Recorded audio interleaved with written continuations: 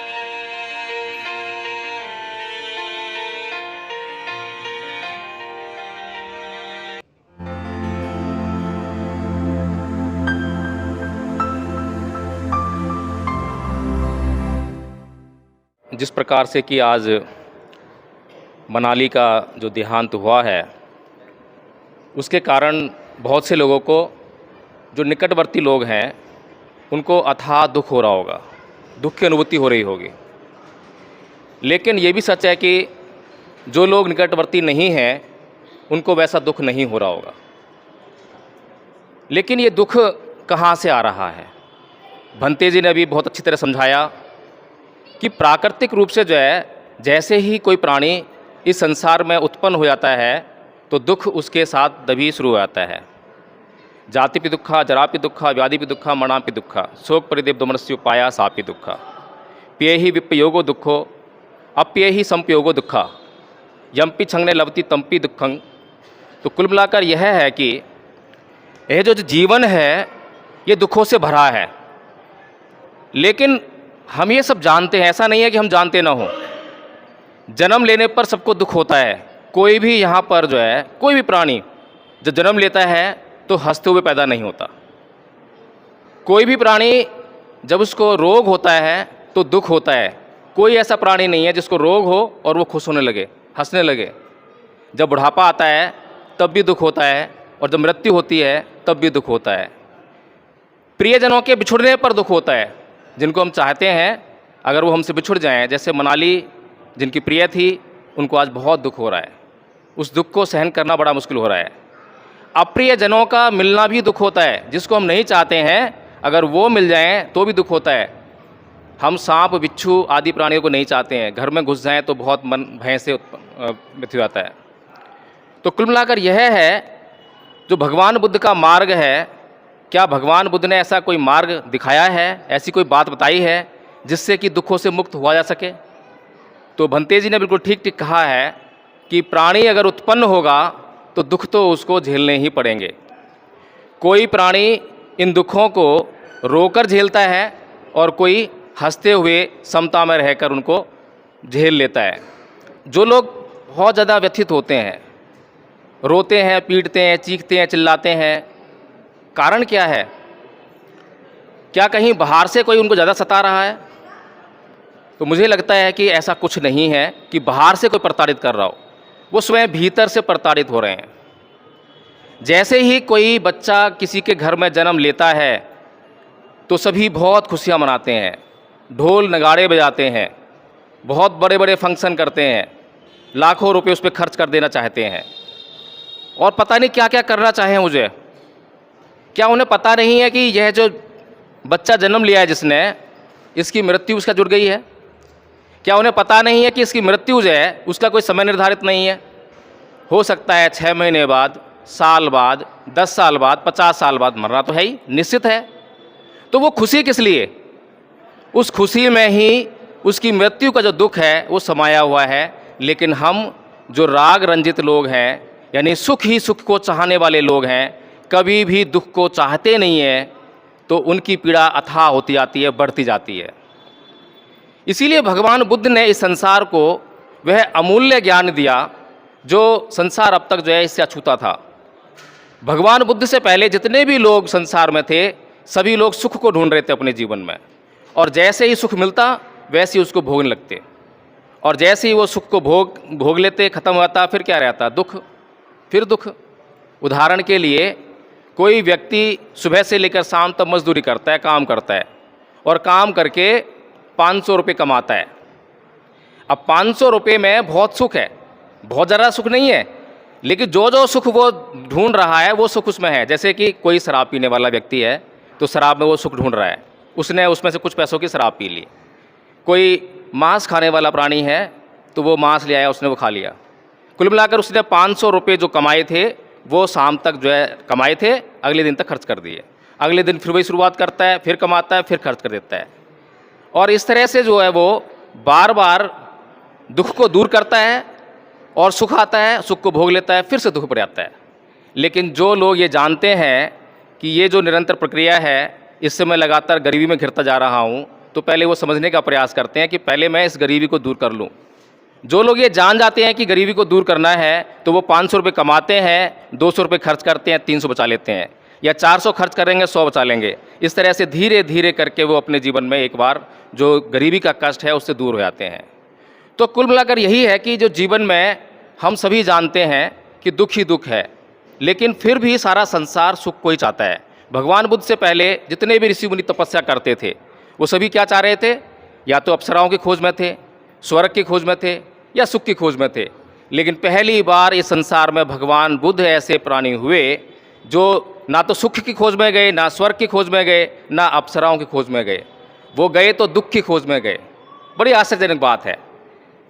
ऐसा प्रश्न संसार के सामने खड़ा हुआ कि ये व्यक्ति क्या कर रहा है? सारे लोग तो सुख ढूंढते हैं, ये दुख ढूंढ रहे हैं। कारण क्या है? कारण ये था कि दुख हमारे जीवन में व्याप्त है। अगर उस दुख को खोज लिया जाए तो कोई भी उस दुख को रखना नहीं चाहता अपने पास। कोई भी व्यक्ति किसी भी दुख को अपने पास रखना नहीं चाहता। लेकिन समस्या ये है कि बहुत सारे लोगों को ये नहीं मालूम है कि दुख का कारण क्या है, दुख को नष्ट कैसे किया जाए। तो जो लोग दुख को ढूंढ लेते हैं, उसका कारण जान लेते हैं, तो फिर उसको अपने पास नहीं रखते, बल्कि उसके कारण को नष्ट करके उससे हमेशा हमेशा के लिए अपना पीछे छुड़ा लेते हैं। तो इसी तरह से भगवान बुद्ध दुख की खोज में गए। अब तक जो लोग सुख की खोज में गए थे, उन्होंने सुख को परिभाषित नहीं करा, बताया ही नहीं कि सुख कैसा होता है, सुख देखने में कैसा होता है, भोगने कोई बता ही नहीं सकता।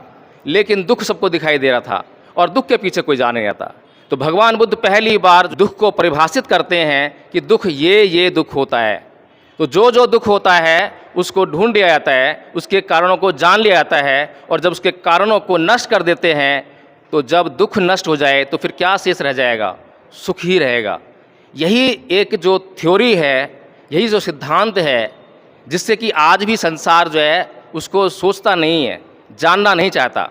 अगर हम सभी लोग इस थ्योरी को, इस सिद्धांत को जान जाएं और समझ जाएं कि हमें सबसे पहले अपने जीवन में दुखों को देखना चाहिए कि हमारे जीवन में क्या क्या दुख है। गरीबी एक दुख है, अशिक्षा एक दुख है, नाना प्रकार के जो रोग हैं वो दुख हैं। अगर हम उन दुखों पर काम करेंगे, जब भी हम कहीं डॉक्टर के पास जाते हैं तो सुख नहीं बताते कि हमें क्या सुख है, हम उसे दुख ही बताते हैं कि मुझे ये दुख है। तो डॉक्टर जो है उस दुख पर ही काम करता है और दुख का इलाज करता है। यही एक सिद्धांत है, सबसे सही सिद्धांत तो यही है। लेकिन उसके बावजूद हम सभी लोग कभी भी अपने दुखों पर विचार नहीं करते। जो बच्चे पढ़ाई कर रहे हैं, उनके जीवन में जो है उनको पता है कि अगर मैंने बहुत अच्छी तरह पढ़ाई कर ली, अप्रमाद नहीं किया, बहुत मेहनत की, तो मुझे उस पढ़ाई के कारण जो है बहुत सुख मिलने वाला है। लेकिन जो बच्चे ये सोचते हैं कि अभी मुझे टीवी में फिल्म चल रही है, गाना चल रहा है, बाहर कीर्तन हो रहा है, या बाहर जो है फंक्शन हो रहा है, तो अभी मैं वो फंक्शन अटेंड कर लेता हूँ, अभी वो फिल्म देख लेता हूँ, गाना सुन लेता हूँ, और वो अपना समय उसमें लगा देते हैं और पढ़ाई में नहीं लगाते हैं, तो उनके जीवन में लौटकर कष्ट ही आते हैं। तो बड़ी सिंपल सी बात है, कोई बहुत बड़ी बातें भगवान बुद्ध ने ऐसी कोई बात नहीं की जो हमें समझ में ना आए। बहुत आसान आसान बातें बताई हैं, लेकिन समस्या ये है कि हम सुनना नहीं चाहते। पहली बार भगवान बुद्ध ऐसे व्यक्ति हुए संसार में जिन्होंने यह कहा कि मानो मत, जानो, और मेरी शरण में आने से आपको कोई फ़ायदा होने वाला नहीं है। अगर मात्र मेरी शरण में आ गए और कुछ जाना नहीं, कोई प्रश्न नहीं किया, अपने संदेह नहीं मिटाए, तो कोई लाभ होने वाला नहीं है। मेरी शरण में आ भी गए और मैंने जो बताया उस पर तुम चल नहीं पाए, तो कैसे लाभ होगा? डॉक्टर के पास गए हम दवाई लेने के लिए, डॉक्टर ने दवाई भी दे दी, लेकिन हमने दवाई खाई नहीं, तो कैसे ठीक होंगे? तो इसीलिए भगवान बुद्ध कहते हैं कि सबसे पहले प्रश्न करके अपने संदेहों को मिटाओ। जो लोग प्रश्न नहीं करते हैं, केवल मानते रहते हैं, तो उनको मूर्ख बनाने वाले लोग इस दुनिया में मौजूद हैं। कोई कहता है कि हाथी की सवारी चूहा हो सकता है, तो जो मानने वाले लोग हैं मानते रहते हैं। किसी की आस्था जुड़ गई, किसी श्रद्धा बन गई, किसी का विश्वास बन गया, तो ये मानने में ही लोग भटकते रहते हैं। इसीलिए भगवान बुद्ध का मार्ग है कि जो आज हमारे बीच में मनाली नहीं है, जिन लोगों ने उससे बहुत आसक्तियाँ की, बहुत आशाएं रखी, बहुत प्रेम किया, तो उतनी ही आसक्तियों के कारण, उतने ही प्रेम के कारण आज उतना ही दुख तो हमें सहन करना ही पड़ेगा। लेकिन जो लोग जान जाते हैं कि एक ना एक दिन हम सबको जाना है, हमारा चाहे पुत्र है, पुत्री है, भाई है, बहन है, सबको जाना है, और उसको हम अगर सत्य को जान जाएं और जानकर जो है केवल उतना ही व्यवहार करें जितना आवश्यक है, तो मैं समझता हूँ कि उस समय जो है दुख जो है कम होगा। दुख तो होगा, लेकिन दुख जो है कम होगा, सहने योग्य होगा। तो इसीलिए जो है हमें आज मनाली के ना होने पर जो दुख हो रहा है उसको समझना चाहिए कि ये जीवन का सत्य है, और उस दुख में हमें बंधे नहीं रहना चाहिए। हमें आगे का जीवन चलाने के लिए तत्पर रहना चाहिए। इसीलिए मैं एक कहानी बताना चाहूँगा कि एक बार एक बोधिसत्व होते हैं और उनका पुत्र होता है इसी प्रकार का, जो है 12-13 साल का होता है। खेत में काम कर रहे होते हैं, अचानक सांप उसको काट लेता है और उसकी वहीं मृत्यु हो जाती है। तो बोधिसत्व उसको देखकर जो है उसकी लाश को एक साइड में लगा देते हैं और काम करने लगते हैं। एक व्यक्ति वहीं से पास से गुजरता है तो उसको आवाज़ लगाकर बोलते हैं कि हे भाई, मेरे घर पर मेरी पत्नी भोजन ला रही होगी, ज़रा उसको बोल देना कि आज केवल 2 ही लोगों का भोजन लेकर आए। तो उस व्यक्ति ने जाकर उसकी पत्नी को घर पर सूचना दी कि आज केवल आपको जो है 2 ही व्यक्तियों का भोजन लेकर आना है। पत्नी भी समझदार थी, समझ गई कि आज जरूर कुछ घटना घट गई है, तो वह 2 ही व्यक्तियों का भोजन लेकर आई। और वहाँ पर खेत पर पहुँचने के बाद पहले दोनों पति पत्नियों ने अपना भोजन किया, और भोजन कर चुकने के बाद उस बेटे की लाश का अंतिम संस्कार किया और फिर से अपने काम पर लग गए। तो वे लोग सच्चाई को जानने वाले लोग थे।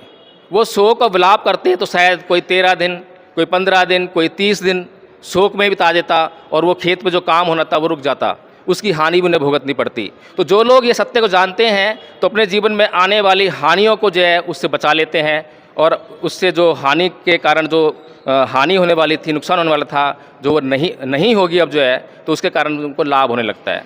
तो इसीलिए जो है ये जीवन के सत्य हैं। इन जीवन के सत्यों को जो जान लेता है उसको जीवन में लाभ होते हैं, और जो इन जीवन के सत्यों को जानते हुए भी इनकार करता है तो उनको अथाह हानि ही उठानी पड़ती है।